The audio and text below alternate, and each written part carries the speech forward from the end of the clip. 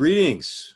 Welcome to another session of the 10-Minute POV. Today's guest is Marcelo Tamassia, CTO of Syntax, a leading AWS consulting partner specializing in ERP migrations and managed services on AWS. We're also joined by AWS's own Mike Dowling, who leads the AWS partner business for US Central. So Mike, please take it. You bet, Chip, and thank you very much for making this connection both with Syntax and their global CTO, Marcelo Tamassia. One of the reasons why we do these POVs is to get to know a little bit more about the people who comprise our AWS partners and some of the stories that they have that aren't all that easy to convey on a partner battle card. I find that they're more enjoyable when it's coming directly from the people themselves. And our goal is to build up some curiosity about our partners that we're working with and give us the opportunity to have many of these discussions over time. And so with that being said, I'd like to get to know a little bit about you, Marcelo. Having spent a little time researching you and Syntax, of which, of course, you're now the global CTO through acquisition, I found that you did something pretty hard. And I love the idea of doing hard things. You can see it on the logo behind me. And it's an incredible opportunity to understand a little bit more about somebody who co-founded an AWS partner focused on JD Edwards. And I'd love for you to share a little bit about your background that got you to that place, and then what led you to decide, I'm going to build an AWS partner from scratch. I'm going to focus on JD Edwards, and I'm going to use AWS as an opportunity to go after Oracle customers. Yeah, absolutely, Mike. And first and foremost, thank you for inviting me to be here. Excited to be talking to you guys. And I have to say, you pronounced the name precisely, which is not always easy to do. Great job there. Glorious. Yeah, so my background, as you mentioned, is in the JD Edwards Oracle ERP space. I've done a significant amount of consulting, travel all over the world doing implementations, rollouts, and really focus on that ERP. And as I'm working with those customers, as I'm doing consulting, implementations, I'm starting to feel more and more that agility is the number one challenge that we have with those projects, right? So saw an opportunity to create a company to provide different services in a different platform to the customers. And at the time, and this is around 2012, there was not a lot of mature public cloud platforms, right? AWS was a clear choice for us because honestly it was the only platform that was reliable and had a certain level of scale that we were looking for.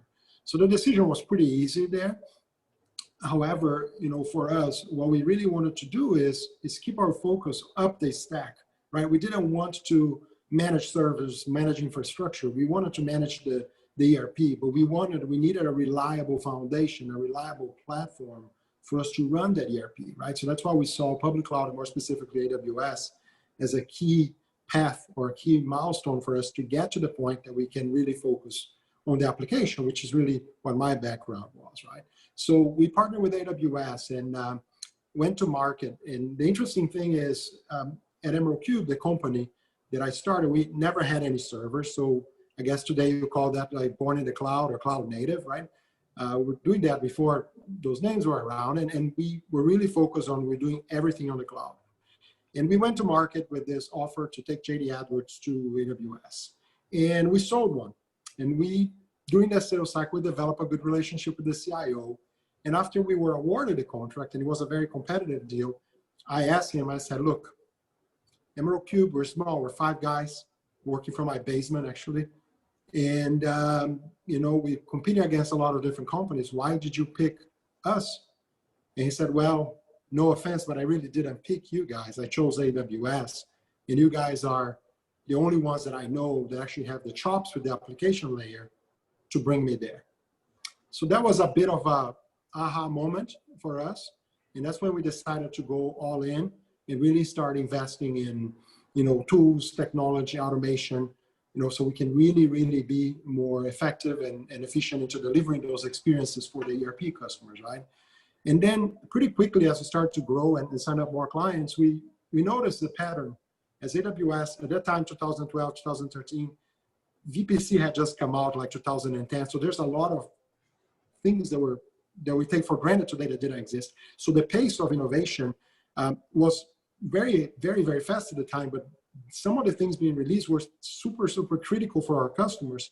So we quickly realized that for us to bring value to the customers, we had to be on this augmentation game. So we started looking at the AWS services as Lego blocks, and we saw us as an expert on the ERP, as a company that would come in and connect those blocks, build the missing pieces, glue them together so we could bring better services to our customers. So that's when we started investing heavily on this continuous process of taking AWS innovation and bringing that to our customers, right? Along the way, we signed up quite a few customers that are in the central region. It was a large conveyor belt manufacturer. They had obsolete infrastructure. They wanted to modernize that infrastructure with their ERP. We took them over to AWS. And as we continued to grow, it got to a point that the opportunity in front of us was bigger than what we could conquer alone. And that's when we decided, we need additional investment, or we need to partner with someone, or we need to join forces. And that's where Syntax comes in, right? So we decided to partner with Syntax. They've been great partners. And right after the acquisition, we acquired a company, Freudenberg IT, or FIT, that is specialized in SAP and has a global SAP capability. So very quickly, right, we got SAP ERP in the mix. And then we continued to invest in the AWS platform. I would say we quadrupled the invest in the technology, the automation. We continue to close some really large Oracle clients. We have a large metal manufacturer in Columbus, also in Central Region, that we brought them from on-prem, obsolete infrastructure. They had lots of instability issues into AWS as well. And then we invested to augment and expand our technology so we could better operate and migrate SAP customers to AWS, right? And we've been doing this to the point that we're now leveraging about 52 different AWS services to provide our managed services to our customers, right? So we believe we have to be cloud native and have to be cloud deep. And that's the key differentiator for us, right? We really know those services, and we really try to use as many of them as it makes sense. And we are seeing great momentum. Just in the last 6 weeks, we signed 4 net new SAP deals on AWS. Marcelo, that is an incredible story. First and foremost, what an awesome decision to make to go after something that you're really passionate about. You took the skills of working for a vendor and created a partner to support customers of that vendor. Mm-hmm. And you chose the right cloud, so it appears, correct? Yeah. And in doing so, you have also been able to build a cloud native approach in this mm-hmm. partnership mm-hmm. and attract a larger partner who is more legacy in historical business to mm-hmm. give them even more capability to augment their services for their customers. And you actually touch on 2 huge areas for us: Oracle customers on AWS, and of course, SAP. And I'm real curious to understand your point of view as your customers are making a decision to go to the cloud. For those 2 ERP platforms in particular, what are you finding that they're struggling with when they're determining what they want to do with the cloud and choosing the right platform for them? Yeah, absolutely. So as you mentioned, we meet and talk to a lot of CIOs and VPs on both the Oracle and SAP space, right? And I think there are 3 items that I would say probably cover the majority of those pain points, right? The first one is customers that have either on-prem or colo or private cloud infrastructures that they are trying to get better availability or a better global reach, right? And the reason why this is important, especially if you look in the Oracle space, right? We have created a design pattern for Oracle JD Edwards that leverages multi-AZ, that leverages multi-regions, and can bring like an unprecedented availability and uptime to those customers. So the customers that are struggling with stability, those are definitely some that are looking for public cloud as a new way to do things to get better stability. We also see customers that are looking for better performance, with scalability without breaking the bank, right? So customers are either, they have, for example, month-end processes that they want to run faster, right? So with good automation, that will auto-scale IO throughput. For them, we know the ERP, we know when month-end is done, and we scale that back down, so they only pay for the throughput during the time that it matters to them, right? So that's very compelling to customers. That's scalability and that performance on demand is a key things that customers are looking for, especially if the customers are growing and scaling. And finally, the one that I think is the most important ones are the ones that realize that the public cloud is really about a destination, it's a journey, it's about landing in a feature-rich platform that they can innovate, right? And a good example, recently we have a large water heater manufacturer in Wisconsin. They were building an SAP data lake using Redshift, Spectrum, and Glue. So those are the customers that are seeing the beyond ERP, as we call, right? So now you get your systems in there. Yes, you modernize, you improve your uptime, availability, performance. And now you are in an environment, a situation that you really can start innovating, think about what matters to your business, and get out of the business of maintaining infrastructure and really get into innovation and differentiation for your business. So those are the three pain points and things we hear the most, Mike. I love the forward thinking that you've got to think beyond ERP. Yeah. A lot of what you're talking about, Marcelo, is these are business challenges. They're not technology challenges. They need these types of uptimes because they've got to do their day-to-day business, and they want to be more effective at it, and they want to be more efficient, and certainly they want to have price optimization in the infrastructure that they're leveraging. I'm going to switch gears on you because you've got an incredible message to deliver, and I think COVID-19, the pandemic, has hit us like a 2-mile long train. I mean, it is going and going and going, and it has changed, I believe, the way that we certainly have done business in the past and will be changing the way that we do business in the future. We're all adapting. And one of the things that I'm curious to find out from you is, how do you see COVID-19 affecting your customers who are looking to find good information about solutions that can solve some of these challenges that they have? How are you able to reach them, and how are they able to reach you in this virtual world? Yeah, absolutely. So what we are seeing with COVID, and I think when we look at COVID, we have to look into kind of like two phases, right? The first initial scare and the first initial phase where it was all about self-preservation, cash preservation, do the bare minimum, all the uncertainty, and then what we call the new normal, right? Which is kind of where we are, which is, this still around us. We don't know, no one knows with certainty how long it's going to take, but undoubtedly, like you said, it has changed how companies operate, right? So when you look at those two dimensions, what we are seeing a lot in the early days is customers just trying to solve short-term pain points. Like, for example, my people are not working from home and I don't have the infrastructure. So one good solution we came up with, partnered with AWS, we gave a month free VPN, AWS workspaces. We created an offer around that to help those customers in the early days.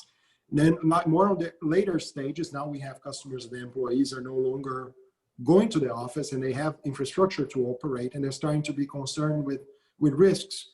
And then, believe it or not, something like DR as a services is coming back. And there's a lot of activity in that space because customers are having concerns with their physical infrastructures. They no longer have the people there, and there are risks, right? So it has exposed some of the risks that were there, but it was not on front page, let's put it this way. So we created an offer with AWS to offer this disaster recovery as a service and help those customers. But above all, we see a change in behavior in this space. There's still, of course, a lot of companies that are in self-preservation, depending on the industry they are in. But there's also companies that are looking at this as an opportunity, right? Their business is not booming, it's maybe somewhat flat, but they are looking at this as an opportunity to question and rethink how they do things, what are the dependencies that they have, physical elements on people working from the office, right? And for us, we like to be there and partner with them. We like to help them figure out what's the next logical step and what makes sense to them. And as I mentioned before, a lot of what we see our role when it comes to AWS is really unlocking the value, helping the customers understand what AWS has created. Because we deal with mission critical enterprise applications, a lot of times we have to glue and fill those gaps, right, between what the services release and what the customers really need, and putting all of that together. So we see a lot of our business as putting together those components, those AWS services, and unlocking the value of those services over time, and continuously doing so we can deliver increased value over time and continue to unlock the AWS innovation to our customers. Marcel, this has been an incredible conversation, and you've made a couple of key points that are worth repeating. I love the way that you use the term fill the gaps. You're the glue that helps fill the gaps that are missing in some of these companies as they're trying to make sense out of their infrastructure and get the most out of it. Yep. And I do love the real world scenario that you've laid out about looking beyond ERP, being able to provide real world solutions for this COVID world for working from home. And many companies were just not ready to do that. And you've offered them a really quick turnaround solution that allows them to get up and running and be productive in a very short period of time that is adjacent to what you can do for their ERP solutions as well. So absolutely. I'm really looking forward to seeing the future evolution of what Syntax is able to do as we move from this period of self-preservation into an area of now what are we going to do to take advantage of the rest of our opportunities you know, when COVID starts to open up and we hopefully get a vaccine very quickly. Yeah. So with that being said, I think this sets the stage for us to have another conversation to talk about what you've done since this conversation and the next time that we speak to see if additional insights can be gathered and to see what kind of new successes you're able to provide for us and for our customers.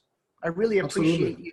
I really appreciate you taking the time to join us today to learn a little bit more about the people that are behind one of our really great partners, Syntax, and I'm really looking forward to our next conversation, Marcelo. Thank you very much, Mike. I thank you for the opportunity. I look forward to discussing and talking further. Appreciate it. Thank you, Mike, and thank you, Marcelo. This was excellent. Appreciate it. Looking forward to the next one. Thank you. Have a good day. Thank you. Bye.